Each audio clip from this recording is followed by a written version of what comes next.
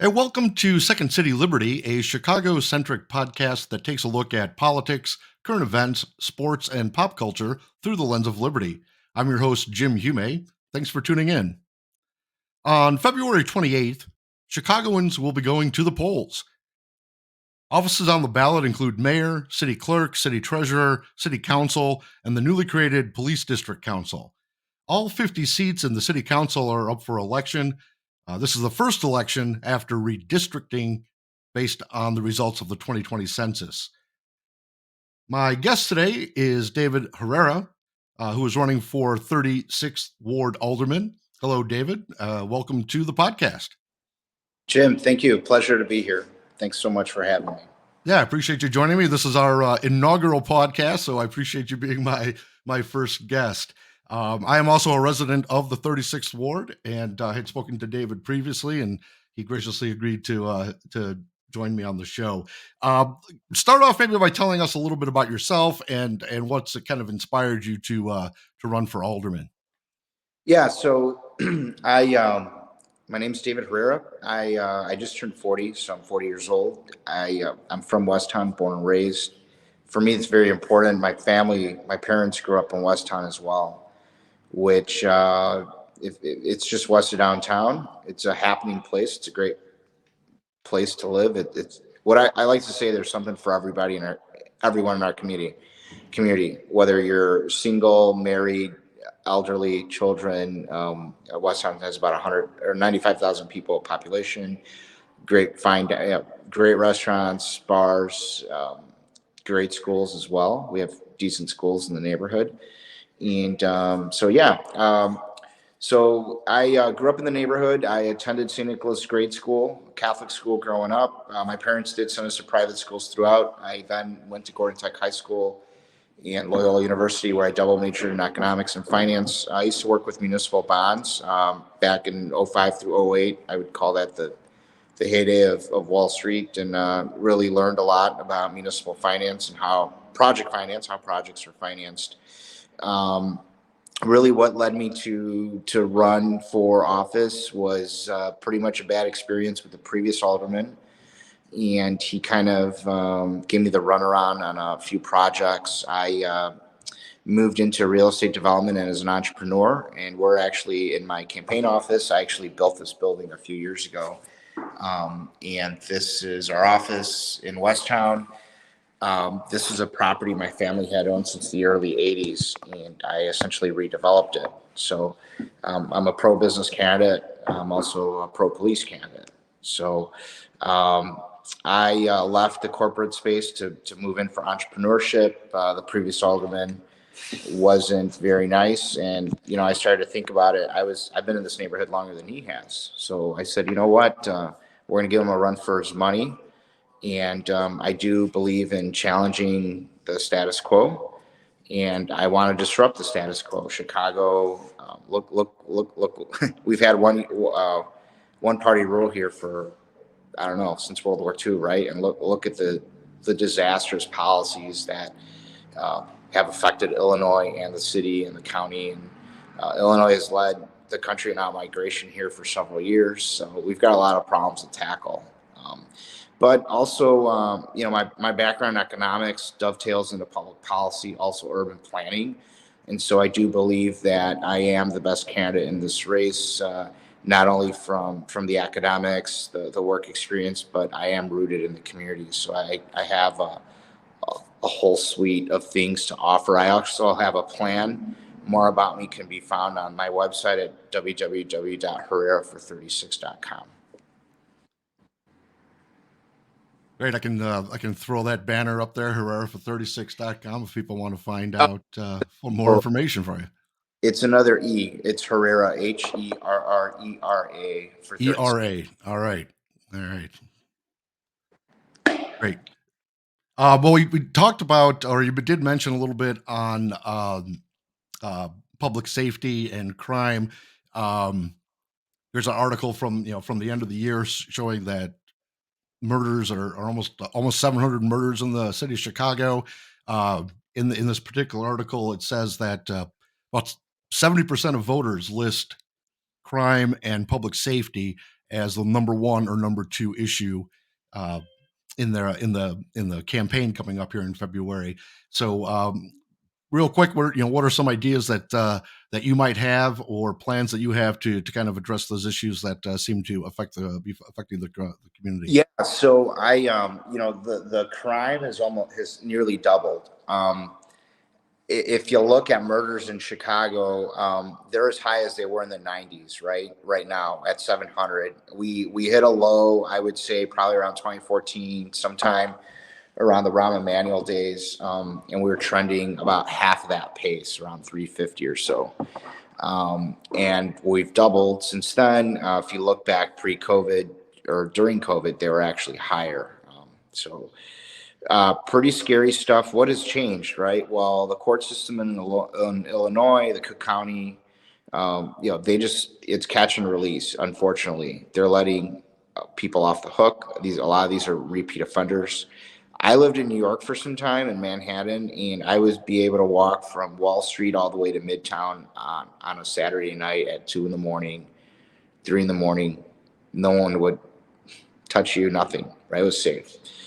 Well, what happened, right? Rudy Giuliani cleaned up New York. I mean, they did some stats and some studies, and they realized that 80% of the crime was being committed by about 20% of the criminals. And they said, well, if we can lock up the 20%, we get rid of the 80% of the crime, right? So we do need to disincentivize repeat offenses. That's really what's happening. The other thing that's happening in Chicago is that we're at a 3-decade low with uniformed police officers. In the 1990s, we had an average of 13,500 police officers.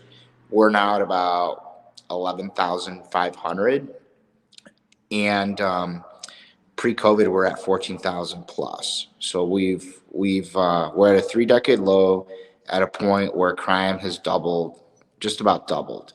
So I've got fewer officers, and they're dealing with double the crime now. So we need to fix that. There is a budget allocated for additional officers. However, recruitment efforts have stalled. A lot of people do not want to be police officers anymore. There used to be wait lists. I remember the time when you couldn't get into the force because they were at capacity. So that's got to change. A lot of it really is the leadership sets the stage. Unfortunately, Lori Lightfoot and the superintendent haven't done much about crime. I know Lori's running for re-election, but what's her plan to tackle crime? What are you campaigning on? What's the plan? I mean, what is she doing now? She's in the office. So those are two main things specifically for Westtown. So an alderman's technically pretty much like a mini mayor. You're the mayor of the town. The average ward has about 58,000 in population. So you're the mayor of the district, which is called a ward. And unfortunately, Rahm Emanuel had closed down our police station in 2011, October of 2011. We were effectively defunded. They closed our police station. They merged us with a sister station, which is about 4 miles away. And it takes 15 minutes to drive over here. And we're in a highly dense area, a lot of traffic, congestion. So someone robs you, you call 911, they're taking 15 minutes to get here. If that's if they're available. About 410,000 911 calls last year. The dispatchers did not have an officer to send. So imagine that. You get burglarized, someone breaks into your house, home invasion. You call 911, they don't get there.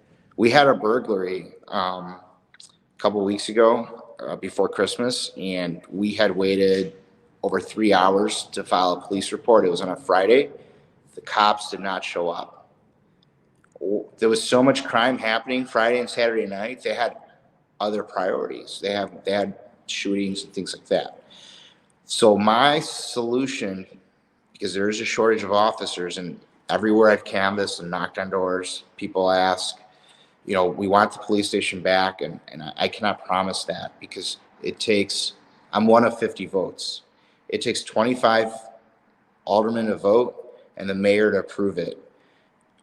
So I can't promise you that. What I can promise you is that we're going to hire a police patrol, private security patrol, with the money that's allocated to me. So each alderman's allocated It's inflation adjusted. Next year it'll be 1.6 million, 25,000 for the ward, and I've committed to allocate up to 200,000.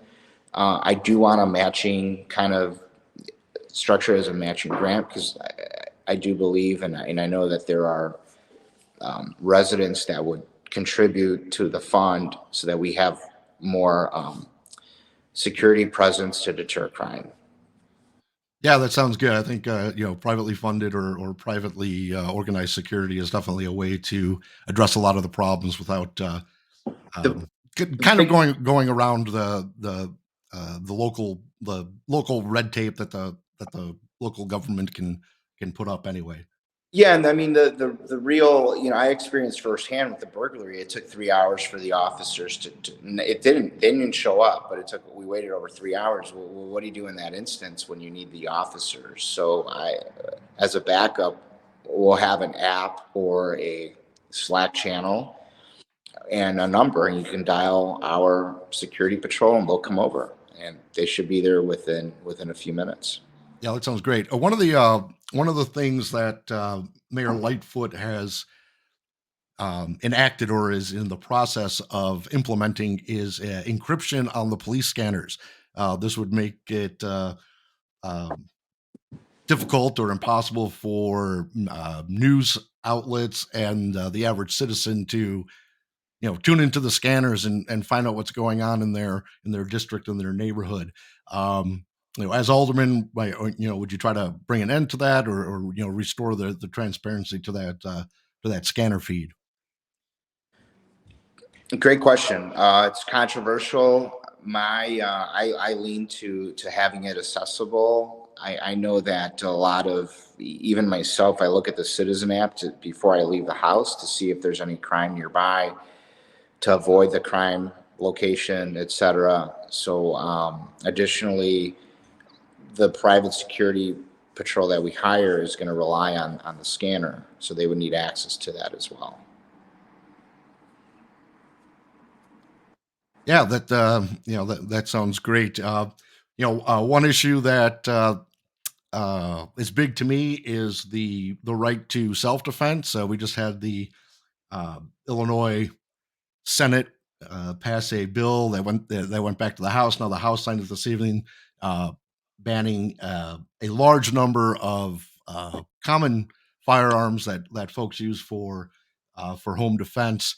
I know Cook County has had some for many decades laws on the books that have tried to restrict firearm ownership. Um, is there anything as alderman that you would do to try to restore some of those rights to self defense that seem to have been eroded by the local government for over the past few years? Yeah. So, when unfortunately, we're under the purview of the state, and the state's under the federal. As alderman, I mean, I know there are ordinances that obviously haven't worked. Chicago has one of the strictest gun laws in the nation, and crime's out of control. Um, so, I do believe in the Second Amendment. So, um, um, we'll have to take a look at it. I would have to get the advice of the police department, Fraternal Brotherhood of Police Officers, and also lawyers with experience, and see what we can do at the local aldermanic level. Yeah, I know some counties downstate Illinois are already talking about non-enforcement and things of this ban. I don't foresee that happening with Cook County anytime soon, unfortunately. Moving on to taxes, because I think that's another obviously And another big issue. Recent article here in the let's see what's going on in the go back, I'm one of 50 votes, and unfortunately, um, you're going to need the majority to pass anything through on those bigger issues, the state level issues. yeah, no, absolutely. Um, this article here in Black Club talks about some residents in Pilsen. I know that's not in our ward here, 36 ward, but it kind of echoes with the sentiments of a lot of people in the area and the state. How they feel the property taxes are actually, they're driving longtime residents out of their homes, their neighborhoods. It's making their housing unaffordable, and they're kind of up in arms a little bit about the excessive, what they feel are excessive increases in property taxes. Um, Again, as alderman, I know you're one of 50. I believe me, I know, but kind of maybe your opinions or ideas on what can be done to kind of ease that tax burden off of homeowners and renters. Renters, end up paying for property taxes as well, so it's something that affects all of us. Yeah, my tax bill went up 46% on this property alone this year. I'm not happy. I'm actually fed up with the continued tax increases. The city of Chicago needs to get its finances in order. It's another reason I'm running. My background's in economics and finance, and I intend to bring financial reforms to the table. I grew up in this city, and I've seen a lot of gentrification, right? Fulton Market, all the high rises being built, River North. Where's all that tax revenue going? It's never enough. I mean, how much? Look at all the condos they built downtown. Look at all those high rises. What's the tax bill coming in? And even with additional development being built, additional revenue coming online, additional tax revenue, it's never enough. So we really need to audit the financials and really look at how we can save money. Because we cannot continue going to the taxpayer. If anything, I'm for a tax holiday. I'd like to just not raise taxes at all, because we're way over. I mean, they're already so high. Like I'd be for, we're not raising them in 4 years. You deserve 4 years of tax breaks, because we're already overpaying. It's really what's happening. So the tax vote passed on November 7th, 29-21. It was nearly passed.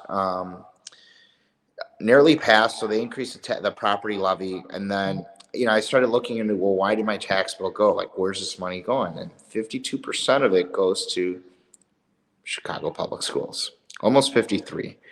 CPS is about 50% plus, city colleges another 2.5 plus. I don't have children, right? So there's a lot of tax dollars are going into the system. So we need to figure out ways to reform the current structure and essentially save people money so they don't have to leave and feel pushed out. What's happening, and even the people in Pilsen, I know that my dad's family's from Pilsen. My dad's Mexican. All my family grew up in Pilsen from that side of the family. My dad's one of 10.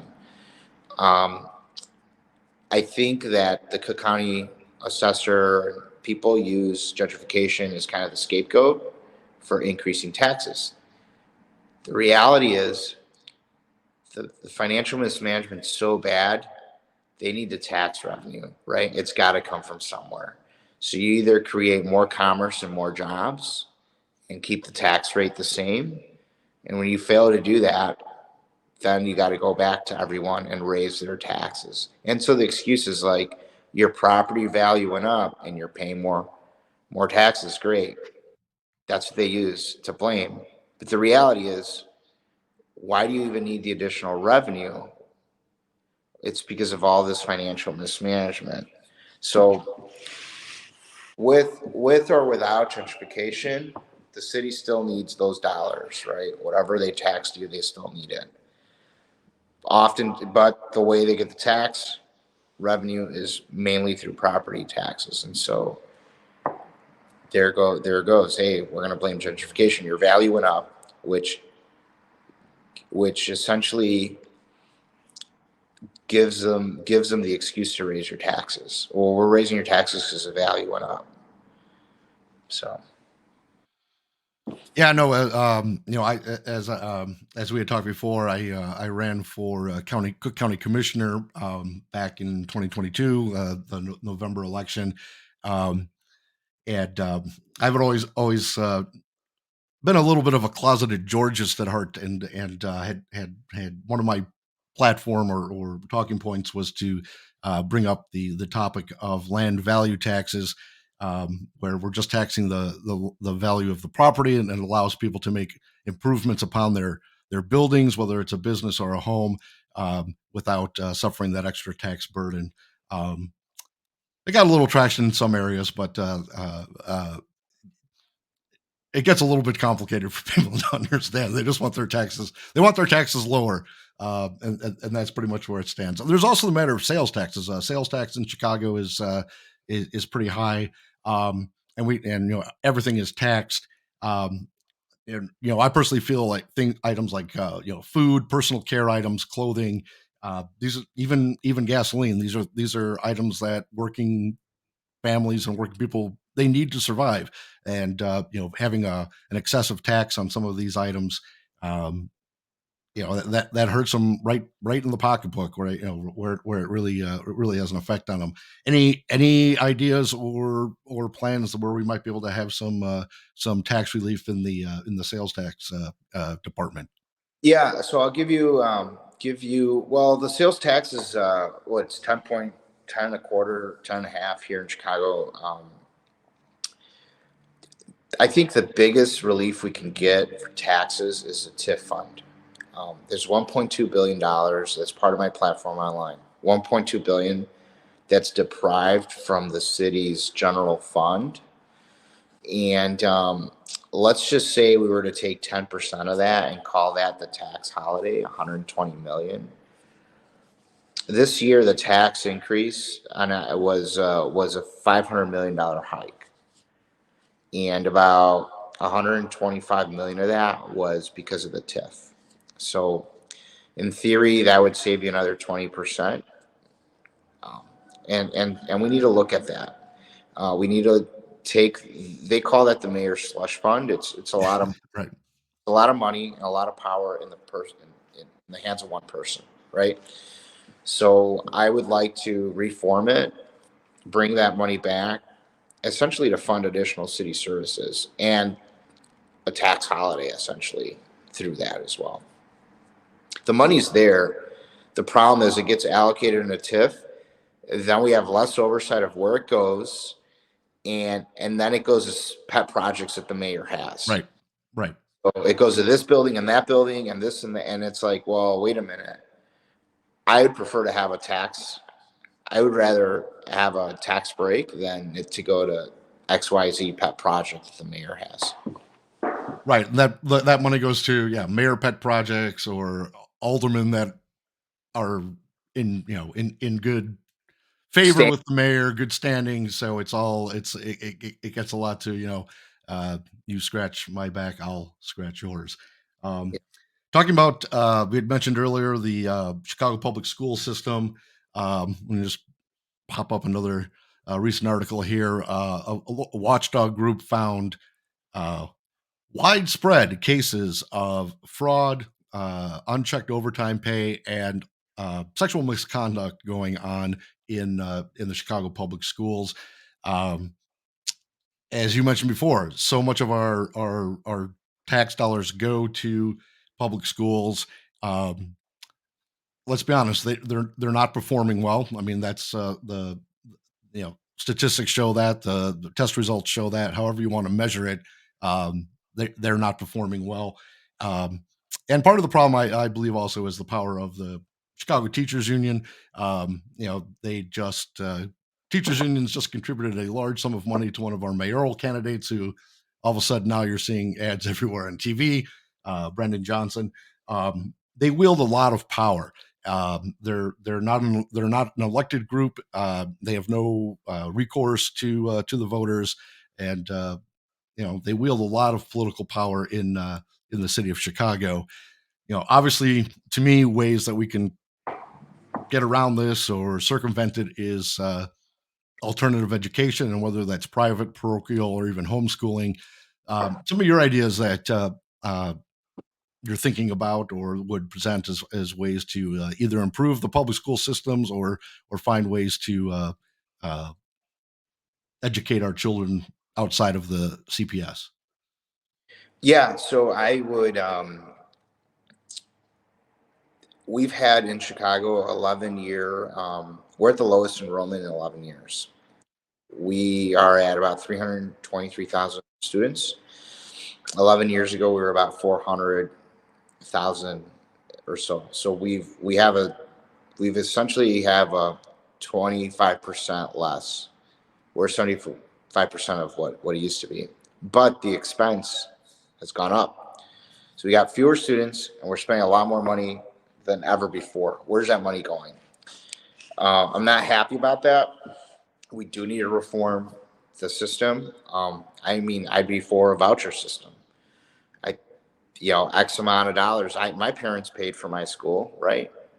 Catholic schools from first grade all the way to college, and it would have been nice to have gotten some relief there. Sure. Maybe you X percent of your tax bill then is if half of it's going to CPS, then why not give a credit to the parents who choose other forms of education? And Yeah, including homeschooling. I believe yeah, that's important. people would probably, they would love the tax break, wouldn't they? Sure. Or even community schools, neighborhood schools, things like that, where it's important. There's a number of schools within CPS that are at like less than 20% capacity. Their buildings are mostly empty, so there's definitely a lot of waste going on, a lot of spending going on that it's not going to the students, it's going to administrators and superintendents and these type of folks that when the money really needs to be following the student and not going to these administrators. Yeah. Then really the kind of the last topic to bring up is the mayoral race. I know a lot of the aldermanic candidates aren't necessarily coming out in support of a particular candidate. This is again a recent. It was originally written as a poll, but it was more of a survey. Who knows how accurate it is? But it looks like Troy Garcia, Brandon Johnson, Paul Vallis are running well ahead of Lightfoot and some of the other candidates. As I mentioned, Brandon Johnson got a nice infusion of a lot of money from the teachers union. I know Troy Garcia's got a lot of money coming in from other labor unions. Paul Vallis recently got the support of the Fraternal Order of Police. So there's a lot of union money backing a lot of these mayoral candidates. Just kind of your opinion of the mayoral race, if there's a particular candidate that you would prefer to work with versus some of the others. Yeah, I of the top four, I think the one that would rise to the top would be Paul Vallis. I've met Paul before. I met him 4 years ago. Smart guy. He does have a plan. It's pretty robust. I think has more of a plan than any of the other candidates. So, additionally, we were talking about schools, right? CPS. He used to be the CEO of CPS, and my understanding is they don't like him because he balanced the budget and he cut programs. Well, we've seen abuses since he's left. So I think we need to right the ship, and competition's good, right? That's what Yep. keeps people on their toes, and we need it in the political landscape. And this is why I'm running against an entrenched incumbent who's tied to Mike Madigan and who was a former lobbyist. There's still an FBI probe ongoing with the ComEd scandal, and tied to Louis Arroyo, who just got sentenced to 5 years and 4.4 years, 9 months in jail. So if you want change from a local guy who's born and raised in this community, I'm invested here, I'm invested, and I care about the city and my neighborhood, then you're gonna vote for me. If you want to vote for the status quo, and if you want more of the same, then yeah, he was also Lori's former floor leader. Then you vote for that guy. Yep. Cubs fan, Sox fan? Ooh, great question. But Cubs. Cubs. All right, good. Me too. I think that's the hardest question. That was the toughest question all night, but go Cubs. All right, good. Yeah, I grew up a Cubs fan as well, but I always like to see our Chicago teams perform. Chicago Bears have the first pick in the draft after a season where they only won a couple games. Any ideas? Any thoughts on what they should do with that pick? Any players they should draft, or should he trade it away? You mean the Arlington Bears? I'm joking, but if that happens, man, I think Lori and the whole city council is going to lose. Yeah, in fact, there was just this proposed reimagination of Soldier Field that was brought up that uh, seems pretty extensive. Something like a $2 billion price tag, and the next stadium that comes in at or under budget will be the first stadium that comes in at or under budget. So we know that 2 billion is not even close to it. I spending taxpayer dollars on things like keeping the Bears in town is pretty crazy with all the other things that we have to worry about. So Yep. that seems kind of silly to me. Well, they did it right the first time. They did a nice remodel of Soldier Field. They spent a ton of money and no dome, and then now they want the dome, and it's Right. like We're still paying for those renovations. I was in college when they were doing the remodels, like 2002, 20 years ago. Right. Um, Favorite pizza. That doesn't have to be from the neighborhood, but there's some good ones here in the area. Yeah, favorite pizza would be Illuminati's. I love the butter crust. The Yeah, butter. that I, their deep dish pizza, I don't like the deep. I prefer the thin, the but thin. but deep is good. I go deep here and there, but Yeah, yeah. thin, I'm a fan of the thin crust tavern cut into squares. The traditional Chicago way. yeah. Well, again, I really appreciate you joining me. Um, um, and hopefully, I wish you all the best of luck in the upcoming election in February. Hopefully you can come back afterwards and we can talk some more. Uh, yeah, I think it's going to be an interesting election. I think the chances of there being a closely contested race are pretty good. So we may see a runoff in a number of aldermanic races, and definitely I think that's going to happen with the mayoral race as well. Yeah, just one thing to note: 16 aldermen are retiring or not seeking reelection. That is a 32% of city council. It's the highest since World War II, since 1940. We're going to have the highest turnover, and as you said, Jim, a lot of these are going to go to runoff. I'm hearing half a council might isn't going to make it. We're going to have essentially a brand new council, which I think is good for Chicago. Yeah, a lot of new faces in city council, a new mayor. I definitely think that's what we need. Um, you know, Depending on who those people are, but Yeah, at least a little change of pace will might usher in some new ideas. But yeah, again, why don't you give your website again, and then if people want to reach out to you and volunteer with your campaign, I know uh, that's always important. People that can knock on doors and make phone calls or put out yard signs. Where can they go to get a hold of you? yeah. So the website's www.herrera. It's HERRERA, and that's FOR36.com.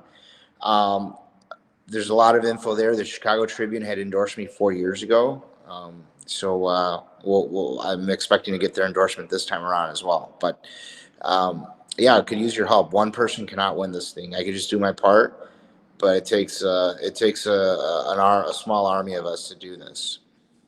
Yep, it does. I learned from experience as well. I'd be like, if I would, if I had 10 times the number of volunteers help me out, it just would make such a big difference. So, yeah, if anyone's interested in helping David with his aldermanic campaign, you know where to find him. And I know for a fact that candidates, appreciate any volunteers that they can get. Every Saturday and Sunday, we're having a volunteer drive in our office. We meet at 1 p.m. We get a little training in for about 30, 40 minutes, and then everyone gets their assignments.